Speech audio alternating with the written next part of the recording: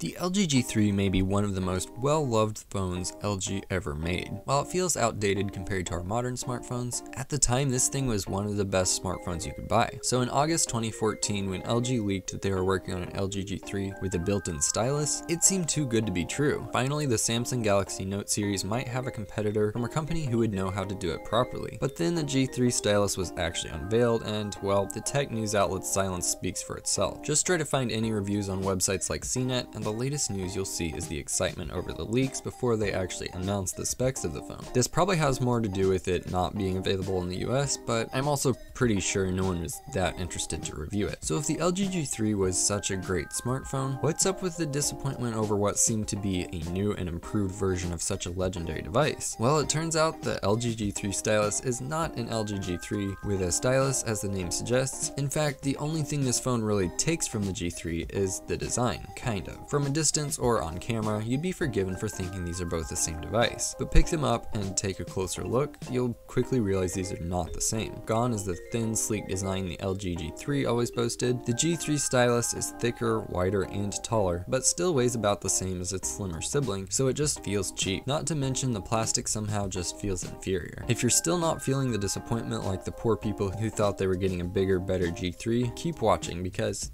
it gets worse. Let's talk about displays because this was one of the first things that really jumped out at me. Usually I'm not really picky about the display on a phone, they're more or less all the same, right? Well, you'd hope so for a device that carries the G3 name, but take one look at the display and you'll realize it's bad.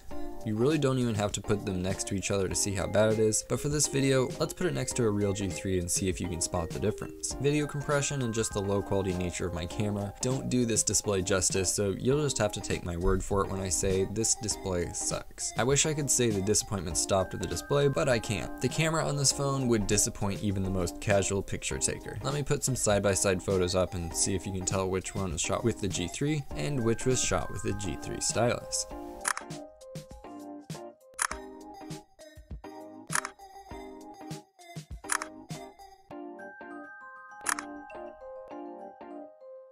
Yep, that's right. The sharper, more colorful photos were shot with the older LG G3. I could also do a video test, but I think you already know how that would go. Of course, the G3 stylus is also missing some of the cool camera features from the G3, but that's more forgivable since no one really is going to use those more than once anyway. But let's say you're somehow still proud of a photo you shot with your G3 stylus and you want to share it on Google+, as one does. Well, you'd better be in range of a good Wi-Fi network or you'll be waiting on the slow 3G networks for your upload to go through. That's because the G3 stylus didn't support 4G or LTE networks, despite those networks already being very well established and, not to mention, supported by almost any other smartphone at the time. But what you didn't often see on those other smartphones was a stylus. After smartphones started using capacitive touchscreens instead of resistive, there was suddenly no need for phones to have styluses, so phone makers quickly ditched them. And while no one missed using a clumsy stylus for ordinary touchscreen activities, it eventually became apparent that using a touchscreen with a finger was still not as precise or accurate as the fine tip of a stylus. So in 2011, Samsung introduced the Galaxy Note, which included the very first stylus for a capacitive touchscreen phone. I'm letting my Samsung Galaxy Note 5 stand in here because that's all I've got, but it's still the same concept. For those who enjoy taking notes and jotting stuff down, but obviously don't want to carry a notepad and pen everywhere they go, this is the perfect solution and it works incredibly well. So when the Galaxy Note series began taking off, it was no surprise that other companies were quick to jump on the stylus trend to capitalize on Samsung's success. But that brings us back to the G3 stylus, which came out right in time to compete with the Galaxy Note 4, except it really didn't. Take a look at the stylus or S Pen from any Galaxy Note device and you'll notice the tip is very pointed and precise to imitate the functionality of a real pen or pencil. And the phone knows the difference between the pen and a fingertip, so it can ignore any input with the stylus in use. Put the G3 stylus next to Samsung's and you'll notice a big difference. The end of LG's stylus is larger and made of conductive rubber that simply emulates the tip of a finger, which is far less precise, and the phone has no way of distinguishing it between it and a finger,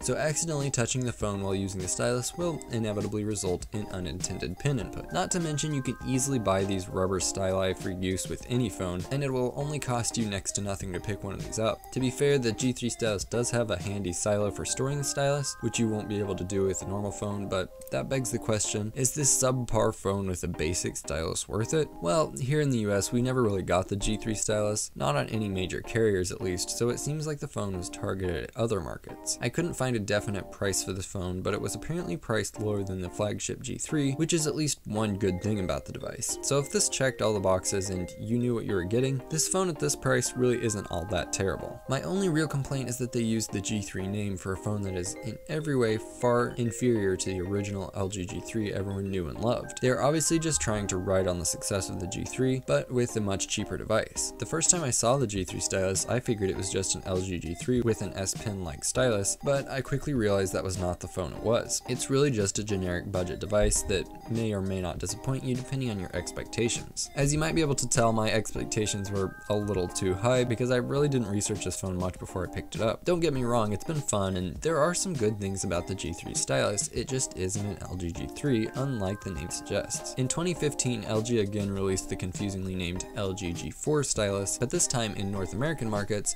the G4 Stylus was called the LG G Stylo, a more appropriately distinct name. Then in 2016, to make it even more distinct, they dropped the G and released the LG Stylo 2. Because of the budget-friendly price, the Stylo line was actually quite successful, and LG continued making stylo devices all the way until the demise of LG's mobile division. If you really wanted a Samsung Galaxy Note but didn't want to pay the steep price, a stylo device was probably what you'd have been looking at. Then when LG went down, Motorola was quick to take up the torch with their very creatively named Moto G Stylus. If you'd like to possibly see a video about that device, let me know in the comments below and you might see a Moto Stylus video in the future. With that being said, also make sure to comment any other videos you'd like to see on the channel, and if it's tech related, there's a good chance I'd be interested in covering it, so make sure to leave any suggestions that you have in the comments below. Also make sure you subscribe so you don't miss any future content. Thanks for watching, and I'll see you next time.